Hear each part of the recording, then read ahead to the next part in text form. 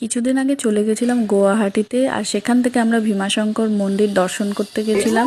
ভীমাশঙ্কর মন্দিরটা ছিল পাহাড়ের মধ্যে, পাহাড়ের একদম কোলে, আর এত সুন্দর চারদিকে প্রাকৃতিক পরিবেশটাও দারুণ ছিল। এখানে মানে কোনো পাকা মন্দির নেই, চারদিকে দেখতেই পাচ্ছ পুরো প্রাকৃতিক মানে সৌন্দর্য, গাছপালা দিয়ে ঘেরা। মানে এক ঠাকুরের মহিমা আছে যে যতবারই পাকা করা হয় মন্দির রাতারাতি ভেঙে যায়। আর এখানে পূজা করতে এত রকমের দেখেছি, এত সুন্দর। বাবার মাথায় জল ঢালার পরে আমরা সেখানে কিছুক্ষণ একটু থেকেছিলাম, মানে খুব ভালো লাগছিল। অন্য সময় ভিড় থাকে, আমরা যখন গেছিলাম ভিড় কম ছিল। পরিবেশ সত্যি সুন্দর। গুয়াহাটি এলে এই ভীমাশঙ্কর মন্দিরে অবশ্যই যাবে, দারুণ পরিবেশ।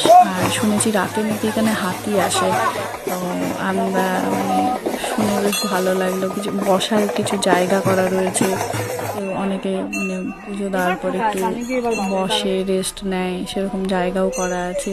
চারদিক জঙ্গল, আর খুব সুন্দর পরিবেশ, দারুণ।